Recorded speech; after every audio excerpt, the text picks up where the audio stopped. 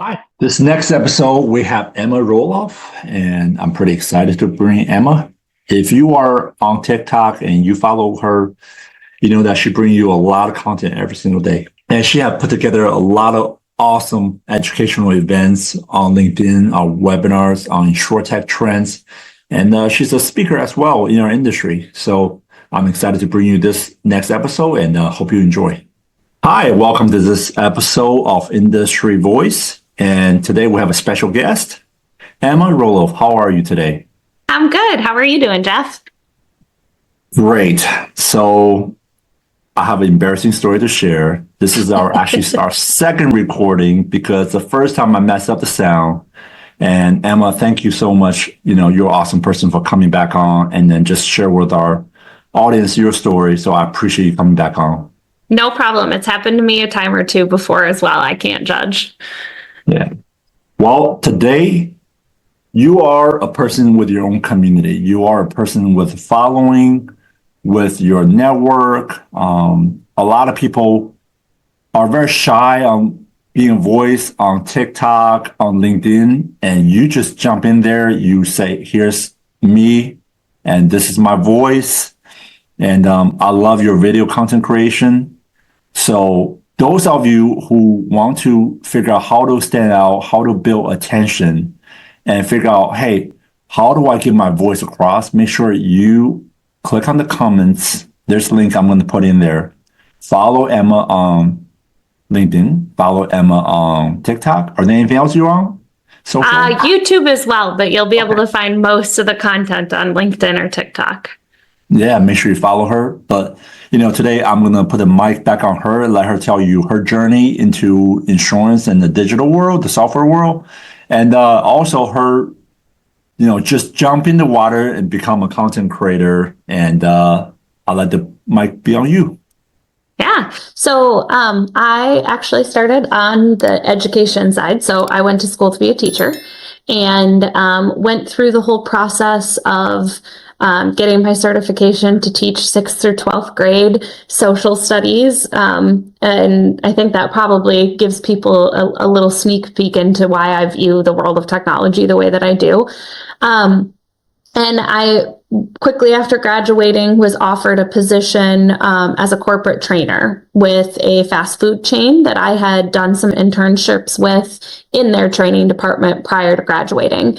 And so I thought, you know, I'm always going to have my teaching certification. This is my opportunity to see if I like business and if this is somewhere I want to build a career. And I went into that role and I essentially it was a training position, but there were some elements of sales to it as well. I was helping people decide if they wanted to invest in a franchise and if they were going to, you know, invest a couple of $1 million, which is essentially a sale in itself, even though I wasn't thinking of it at that time. And so when I started to look for a career change, because the restaurant business has some rough hours, I knew I wanted to get into technology, but I was thinking like kind of straight on the tracks of like, oh, well, I can go into training, but do it for a tech company. And my husband was in sales at that time and really pushed me to take the leap into software sales and look at sales positions. And Colonel, again, at that point, not knowing it then, but a kernel of kind of what our business is today, he told me like the best salespeople are teachers. And if you find a product that you believe in and a company you enjoy working for, all you have to do is teach people how to solve problems and sales will come. And so that's kind of how he convinced me to apply to one and only one sales job. And I was very convinced every step of the way that I was not going to get that position. And the stars must have just like aligned the right way for me because the COO of the company that I had applied to was previously a IBM employee. Early on in the days where IBM, like before people had technology degrees or anything kind of related to what IBM did. And they used to go to college campuses and recruit teachers so that teachers could come and teach people about all of this new at that time phone technology and stuff that was emerging. And so when she saw my resume come across her desk and she met me, she said, like, you're a teacher. I know that this works. We can teach you the technology. I like your personality. I like your skill set that you've got. Like, come join us and we'll try it out. And then from there, I think kind of the rest of the story goes. I started to sell, started to really enjoy it, got super passionate about technology and what we're able to unlock with it, but also really passionate about helping people find the balance of people-led technology implementations and a holistic view of how we accomplish our goals. Again, going back to my social studies teacher, my psychology background, having people involved in these decisions and the motivations that come along with adopting a solution and those types of things really resonated with me as I got further into my career. And then to your point, getting involved with content, about 4 or 5 years into my sales career, COVID hit. And as most people, every tool that I had figured out how to use to generate sales kind of went out the window. Even cold calling at that point, you'd call somebody and no one was forwarding their phones to their cell phones. So everybody's voicemail boxes were full. You weren't getting any sort of response when you were cold calling people. And so like even the most of my least favorite of the tools were no longer working. And at that point, James and I were talking, my husband, and my $3 million software quota wasn't going to go away because of what had happened. I had to figure out a way to do it. And his response to me was like, why don't you try video? And again, having been a teacher, having had a background in public speaking, he was like, it'll be comfortable for you. Try it. It was not very comfortable for me. I didn't love it at first, but I recognized pretty quickly, even from the first video that I posted, that it has impact. And I'm very thankful that the very first video I posted was to LinkedIn and LinkedIn alone. So now it has disappeared. You can't go back. No, I have a request. The day we're dropping this video, please put in the comment section the link to that first video. I don't think I could share my very first interview, but I can't share that first video because it's gone. You can't go back more than a year on LinkedIn, and I didn't post it anywhere else. But I mean, I can share some stuff that was very early on. I think I did actually share a video recently, and then there were a couple of people that commented on how I look like a baby in it because it was a few years ago, and now I'm like, oh, apparently I've aged. But Can you find that first TikTok video and drop in the comments the day we post this video? Yeah, I can do that. But yeah, so my content creation started with James kind of issuing a challenge and saying, like, what's the worst that's going to happen? No one's going to watch it. Like, go try it. And then from there, it led to an interview series. That interview series led to me being eventually invited onto other podcasts and having conversations like this. And then finally, kind of after, I would say that like confidence journey of like moving through all of those different steps, I did get to the point where I was I was ready to try and create content that was focused on my ideas and my expertise and what I had learned so far in my career. And TikTok was a really nice avenue for me to do that. And at the time, a lot of the content creation that I was doing was tied to the company that I was working for, which you have limits of like, you're representing an organization as opposed to yourself. What does that look like? Who do you bring into the conversations? That's all dictated at a certain point to the company that you're working for. TikTok gave me the opportunity to start fully speaking as Ema. Something separate than the companies that I was working for, something that didn't have to be so quote unquote professional because it was my own channel and something that was separate. And truthfully, when I figured that out and found that avenue, I unlocked a different level of creativity that I didn't know existed in my brain. And it gave me a way to like fully show my personality in a way that I couldn't doing content that was more formal and more what we typically think of as LinkedIn content. And then repurposing that content from TikTok over to LinkedIn proved that like, oh wait, people are okay with this. You don't always have to be the picture perfect professional with like a collared shirt while you're creating content. If you're providing value, people care about that value and they like to be entertained.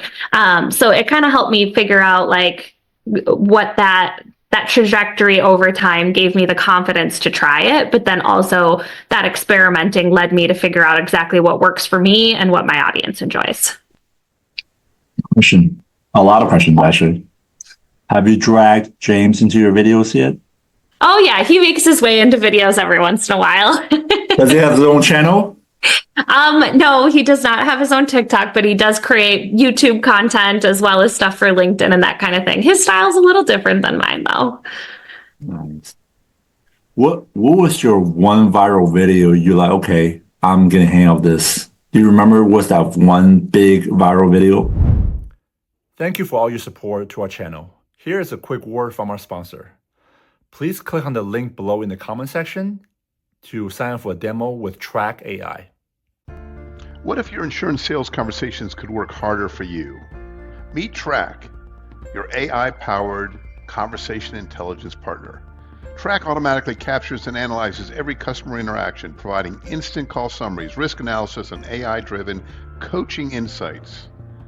Say goodbye to manual note-taking and hello to more selling time. Track handles the admin work while you handle the revenue. Fully integrated with your favorite platforms. Plus, get custom AI analysis tailored to your unique business needs. Transform your sales team's performance with Track. Visit track.ai today. Click the link in the description below to schedule a demo with Track today. In terms of okay, this is going to work. The very first TikTok that I made and repurposed to LinkedIn was actually my very first moment of being like, oh, like there's something here and people care about it. Like care about the value that's coming from these videos, but also it can be a 10-second video that has impact. And it was, it kind of like touched on a lot of like attention hacking and that kind of thing. But it was a video like kind of like almost like hitting the camera to tell people that your transformation is about people and not technology. And that very first video, it was like something that was going through my head every time I saw somebody doing that trend online. And I was like, oh man, this would work so well, which is ultimately what led me to start my TikTok account and create that video. For some people, this wouldn't sound, it's not viral by any stretch of the imagination, but that first video that I made from TikTok onto LinkedIn, I think it got like 30 or 40,000 views, which for me at the time and especially on LinkedIn at the time, for video content with the follower count and stuff that I had, that was like the most successful video I'd ever had. And so that was like, oh, okay, this is a form of communication that works. In terms of like my first viral video, it was a video on TikTok talking about the importance of building soft skills. And there was nothing fancy about it. There was nothing, it was me talking. And that was my moment of there is an audience on TikTok that cares about this content. Even though it's not a business platform, everybody has a job for the most part. So people who are working in corporate America are experiencing these things, are seeing these things. They're wondering how they prepare themselves for change. And there's an audience for this content beyond LinkedIn. And that was kind of my aha moment there. Nice. So a lot of our LinkedIn audience probably also know you, started following you when you started putting up the season predictions next year. What is 2023 going to look like? What is 2024 going to look like?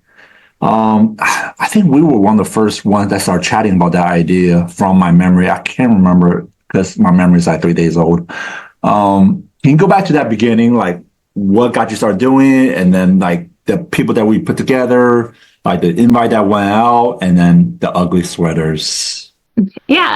So I've been doing live shows on LinkedIn since the early days in 2020. So like I got the beta of LinkedIn Live when it first came out, and I had a friend at the time who lived in the UK, and I reached out to him and I said, hey, I want to start this series. Do you want to be a part of it?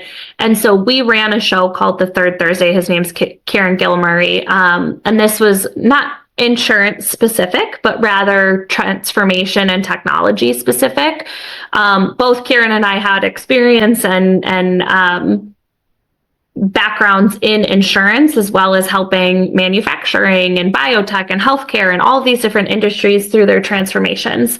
So we did the third Thursday for a number of years, and we did them monthly, which is a lot of work to pull together a panel for that kind of conversation. But so I kind of tested out this theory of what these shows look like and how they feel, and like the special nature that's unlocked with like a very interactive conversation with your audience. And so then the first year that I did one, I just started reaching out to people in the insurance industry that I knew would be comfortable in that live setting, because there's a lot of really strong speakers who, once you start throwing up comments in front of them or cracking jokes in the middle of something, you'll throw off their train of thought. And so I wanted to make sure that everybody that was on it was going to be comfortable in that format, which led me to a lot of the people that are creating content already on LinkedIn and have a following, because that tends to translate better to those types of live shows. So I started reaching out, and then, I kind of kept going with my outreach until I got to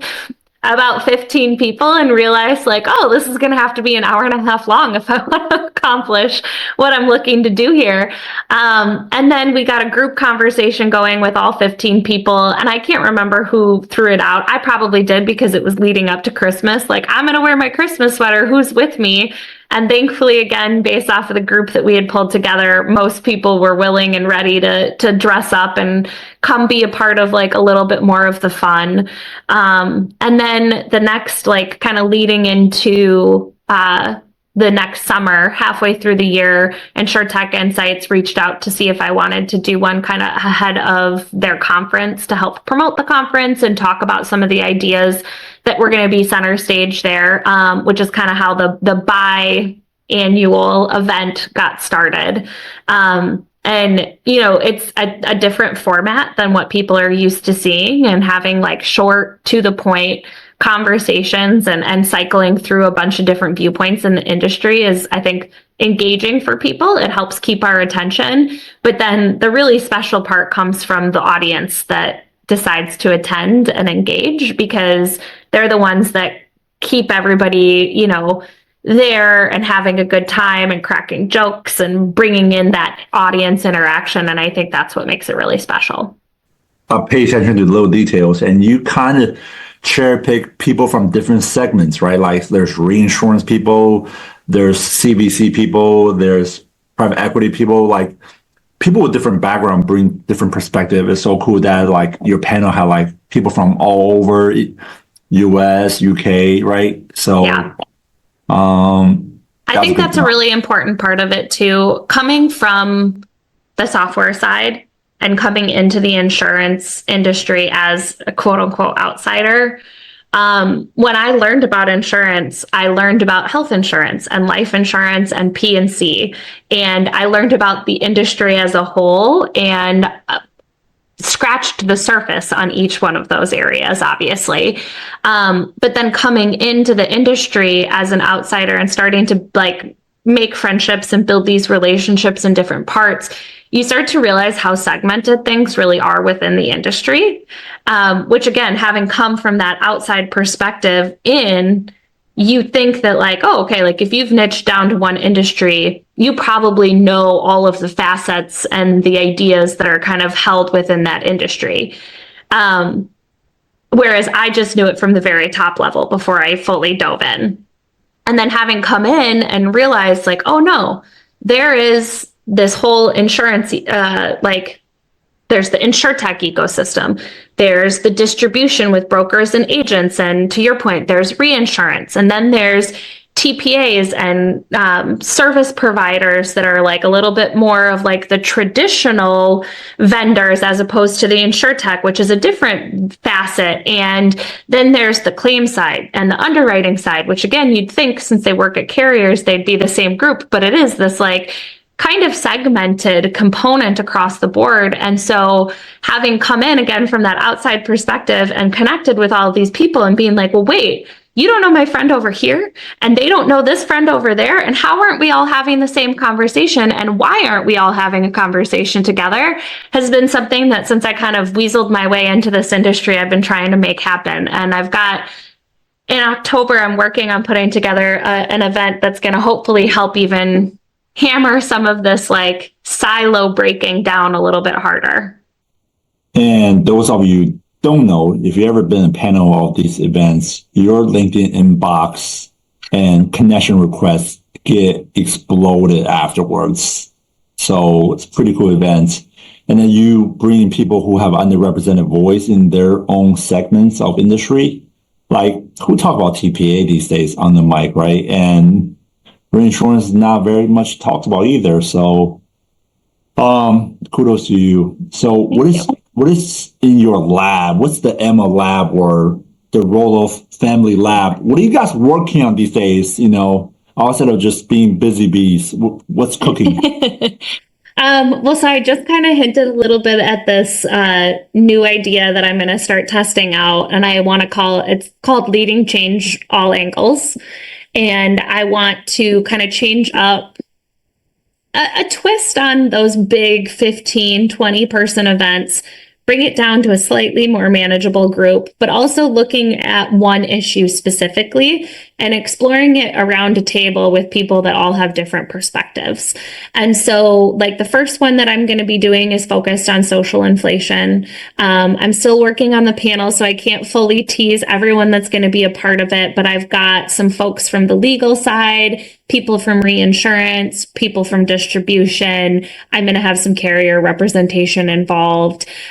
So pulling all of these different angles together into almost like a gamified panel.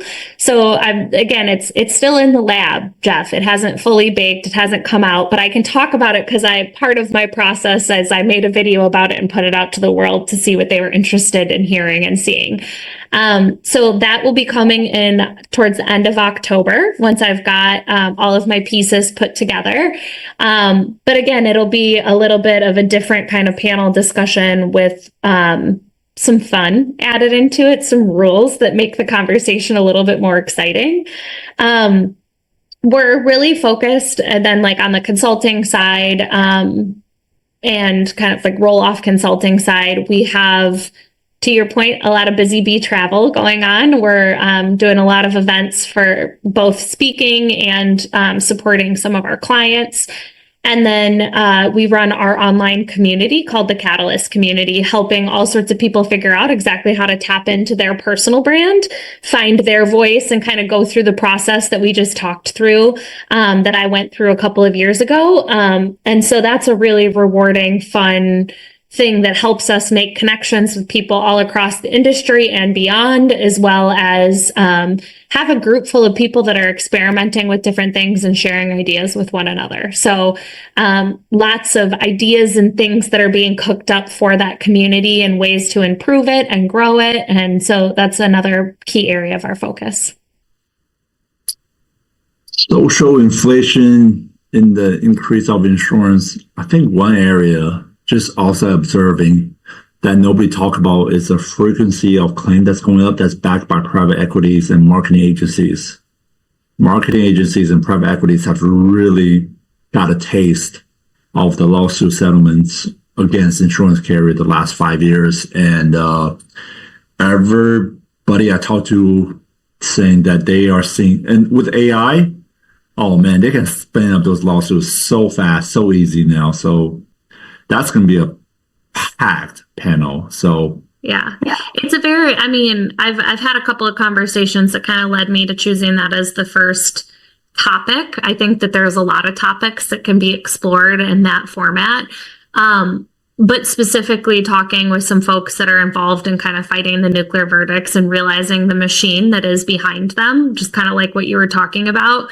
As an average consumer, you don't think about what might be going on the other end. You just assume that someone's sticking it to the corporate giant that lost the lawsuit without realizing how many people are on the corporate machine on the other side making those verdicts come out. So that's a really, I mean, it's a maybe morbidly fascinating thing to actually dig into a little bit more and realize how many aspects there are that play into this, and how much is really kept from the consumer and even people that are in the industry but not focused on that area.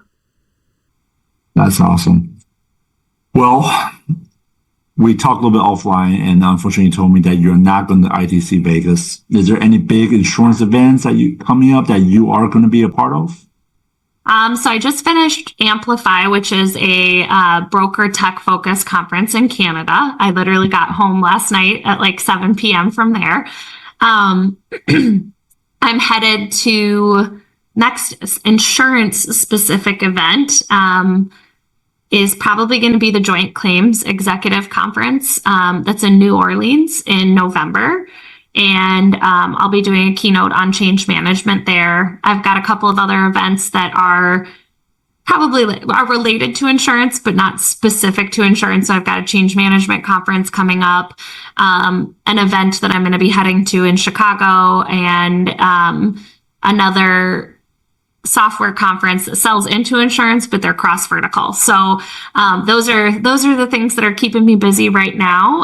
And then starting to book up for next year, looking at all sorts of different things in the tech and insurance specific industries. Nice. Just a little drop for you. For those of you who don't know, she's also a speaker, paid speaker. And if you guys ever want to book Emma, make sure I'm going to put all the links below in the comment section. And then make sure you connect with her and follow her. And I'll leave you with another question before we go. Yeah. A year from now, what does the consulting, the community building, what does all this look like? A year from now, I want to have you back on the podcast. Throw out some comfortable goals, and then throw out some uncomfortable goals that you have for yourself. So, I mean, from where we're sitting and kind of like what our goals are, on our consulting side, and our what we focus on is helping companies of all different shapes and sizes figure out how to make the most of digital growth strategies. So things like social media, things like lead magnets on their websites, and ways to connect with people and convert them into customers through education.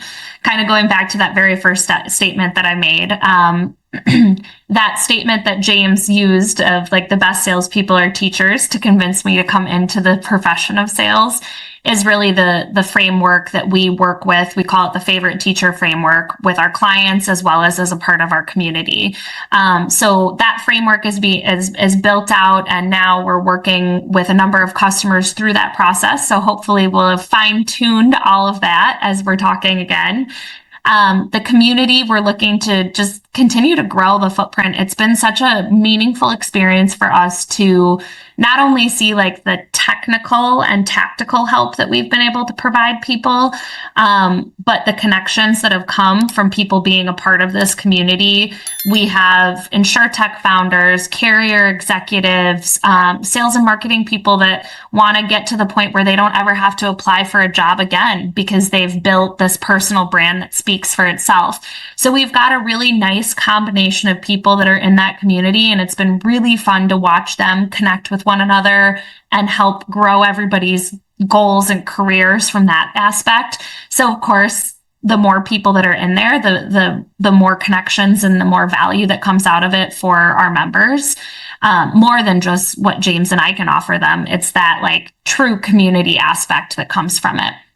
And then I want to be on as many stages as I can be, as many people that want to listen to me talk about change management or people-driven change in the world of AI.